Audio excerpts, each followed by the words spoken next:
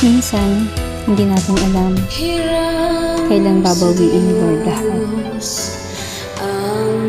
Kaya't habang may time ka pa,